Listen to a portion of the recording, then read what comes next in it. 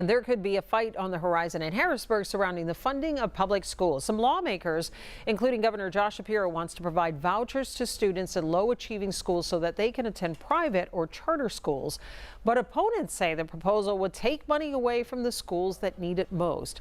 Channel 11's Amy Hudak joins us live in the Satellite Center with a closer look at what's at stake. Amy. Lisa, it's been a big topic today in Harrisburg, and I've been here in our Satellite Center monitoring those developments as they're coming in. The topic of school vouchers is controversial. It has many of our leaders divided across party lines, but something everybody can agree on: our public school system is failing kids, and something must change. A Commonwealth Court judge ruled in March the state's public schools funding falls woefully short and violates students' constitutional rights. There's vast inequities of the education that kids get in one school district versus another. Nobody is arguing that. Where the divide comes as the state's budget deadline looms Friday is how to fix the problem.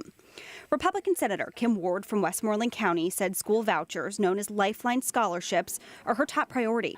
Even Democratic Governor Josh Shapiro says he supports these types of vouchers. So how do they work?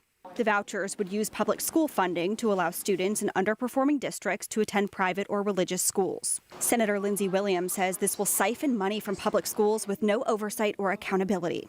It will destroy public education in Pennsylvania. She fears taxpayers will be on the hook. We are already seeing our local property taxes going up. One of my school districts just voted last night, Shaler School District.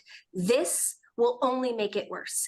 Mark Steer, the executive director of the Pennsylvania Policy Center, says he's not opposed to these vouchers. Neither is his organization.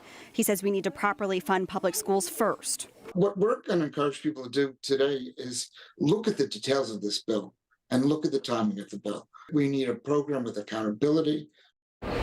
At a press conference today in Harrisburg, several education union leaders blasted these vouchers, saying it doesn't matter how you look at it, money will be taken from public schools that are already underfunded. Gordon?